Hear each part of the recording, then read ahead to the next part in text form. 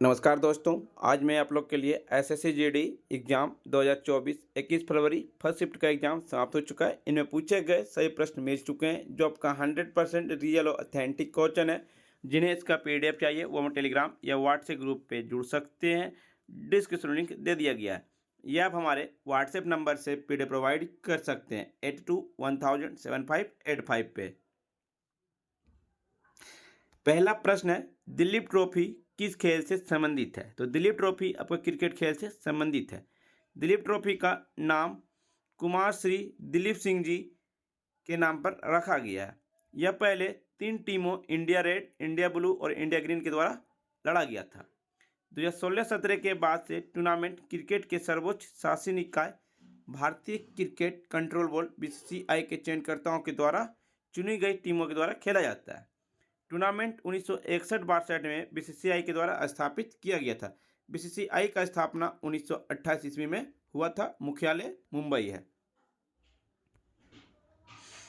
Golf आपका walker cup से संबंधित है। फुटबॉल डूरंट कप से संबंधित है। अमेरिकी कप नौका दौड़ से। कोलंबो फुटबॉल भारत, पाकिस्तान, श्रीलंका और म्यांमार के बीच होता है। डेविस कप टेनिस से। Billie Jean King cup tennis से। जूल्स रिमेट ट्रॉफी बीच फुटबॉल हॉकर से। राइडर कप गोल्फ से। सुदीर्मन कप बैडमिंटन से। स्वाथलिंग प्याला बीच टेबल टेनिस से। टुंकू अब्दुल रहमान कप एशियाई बैडमिंटन से। उबेर कप बैडमिंटन महिला। William Jones cup basketball. Prudential world cup cricket. Ezra cup polo. Dhyanchand trophy Bharat में lifetime achievement sport honour. Duleep trophy प्रथम श्रेणी cricket. Guru Nanak Dev gold cup Maharaja Ranjit Singh gold cup hockey. Roberts cup football. Nehru trophy नौका दौड़।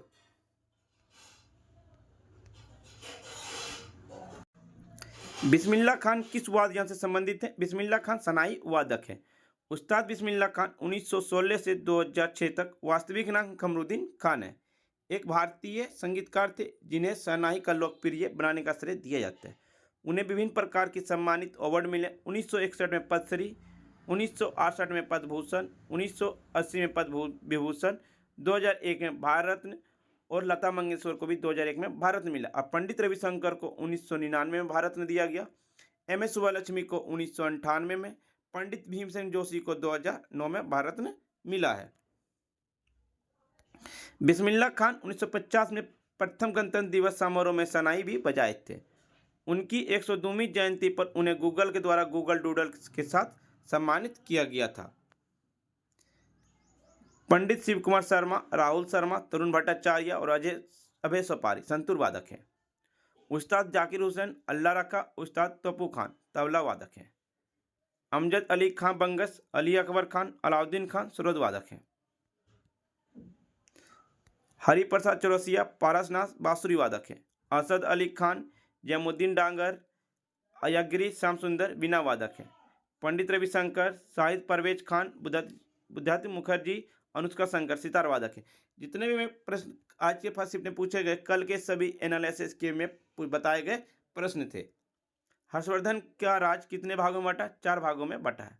हर्षवर्धन का शासनकाल 606 से 647 ईस्वी पूर्व शासन किया था। वह 606 से 647 ईस्वी पूर्व तक शासन रहा था और वर्धन साम्राज्य का अंतिम शासक था। वह वर्धन वंश के राजा थे और प्रभाकर वर्धन के पुत्र थे। उन्होंने साकल उत्तरापतिनाथ उत्तरी भारत का स्वामी का किताब लिया। उनके जीवनी हरचरित हर से कम संस्कृत कवि बाणभट्ट द्वारा लिखित है।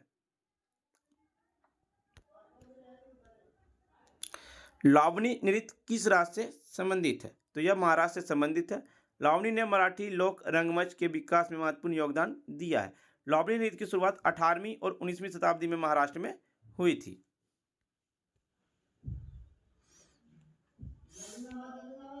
एक पूछा गया था, जनधन योजना के तहत मध्य प्रदेश 2023 में कितने % खाता खोले गए?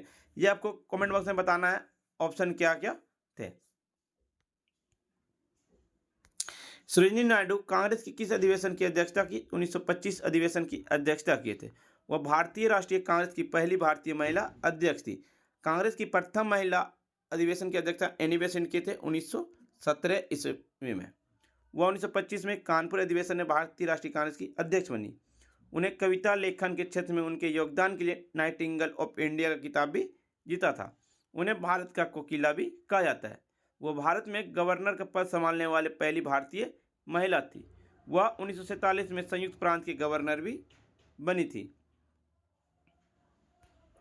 सरोजिनी नायडू के उल्लेखनीय रचनाएं: the golden threshold, the bird of time, songs of life, death and spring, Mohammed Jinnah का and ambassador of unity, palanquin bearers, the village song, the in the bazaar of Hyderabad. Chittaranjan Das ने भारतीय राष्ट्रीय कांग्रेस के 1922 के गया अधिवेशन की अध्यक्षता किए थे। मोतीलाल नेहरू ने भारतीय राष्ट्रीय कांग्रेस के 1928 में कोलकाता अधिवेशन की अध्यक्षता किए। सरदार वल्लभ भाई पटेल ने राष्ट्रीय कांग्रेस के 1931 में कराची अधिवेशन की अध्यक्षता किए थे। लोसर फेस्टिवल लद्दाख में क्यों मनाया था? तो नए साल के स्वागत में मनाया जाता है। सिंधु दर्शन सिंधु का अस्तित्व का जश्न है।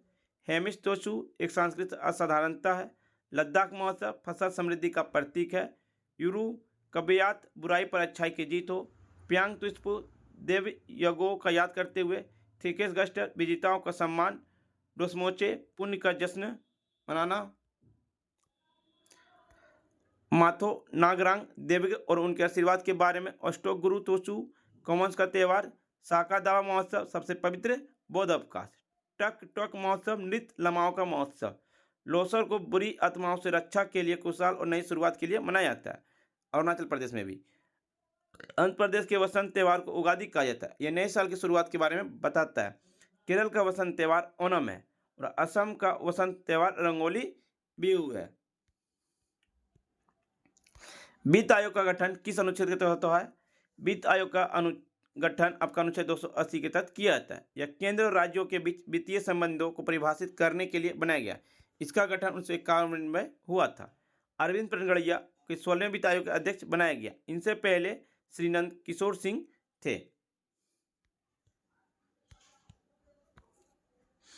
अनुच्छेद 164 भारतीय संविधान के अनुच्छेद 164 के अनुसार राज्यपाल मुख्यमंत्री की नियुक्ति करता है। अनुच्छेद 112 वार्षिक वित्तीय बजट। अनुच्छेद 226 कतिपय ऋण जारी करने की उच्च न्यायालय की शक्ति है। सबसे कम महिला साक्षरता दर किस राज्य का? बिहार का है। केरल में सबसे अधिक महिला साक्षरता दर है 92.07%। राजस्थान में 52.12%। बिहार में 51.50%। झारखंड में 56.21%। बिहार में लिटरेचर दर है 61.80%, जिसमें मेल की साक्षरता दर 71.20, फीमेल 51.50। अरुणाचल प्रदेश का लिटरेचर है 65.38%, जिसमें पुरुषों की 72.55%, महिलाओं की 57.70%। राजस्थान का लिटरेचर रेट है 66.11%, जिसमें पुरुषों की साक्षरता दर 79.19% और फीमेल का 52.12%।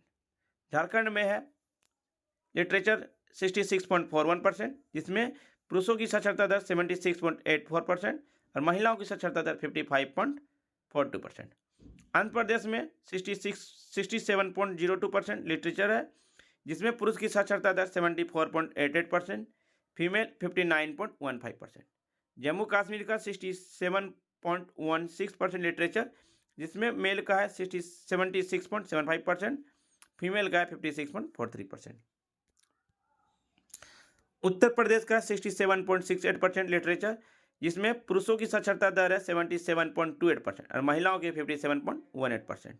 मध्य प्रदेश का 69.32% लिटरेचर है, जिसमें पुरुष की साक्षरता दर 78.73% और महिलाओं की 59.24%।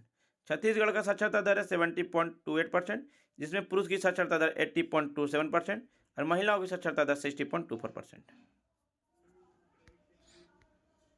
आने वाले शिफ्टों में इस वीडियो से जरूर प्रश्न पूछे जाएंगे। अपराधों के लिए सजा के संबंध संरक्षण से संबंधित किस अनुच्छेद में? अनुच्छेद 20 में। भारतीय संविधान के अनुच्छेद 18 में सैन्य या शैक्षणिक उपाधियों को छोड़कर अन्य उपाधियों के उन्मूलन से संबंधित है। भारतीय संविधान के अनुच्छेद 10 नागरिकता के अधिकारों को निरंतरता से संबंधित है। भारतीय संविधान के अनुच्छेद 43 में सहकारी समितियों के प्रचार से संबंधित है। अनुच्छेद 22 गिरफ्तारी और कुछ मामलों में नजरबंदी के खिलाफ है। गिरफ्तारी या हिरासत के लिए व्यक्ति को सुरक्षा प्रदान करता है। अनुच्छेद 19 वाक स्वतंत्रता के संबंध। कुछ अधिकारों को संरक्षण है। सभी नागरिकों को 6 अधिकार है। भाषण और अभिव्यक्ति की स्वतंत्रता, शांतिपूर्वक निरायुध सम्मेलन, संगम या संघ बनाने को, भारत के राज्य क्षेत्र के किसी भी भाग में निवास करने की को भी,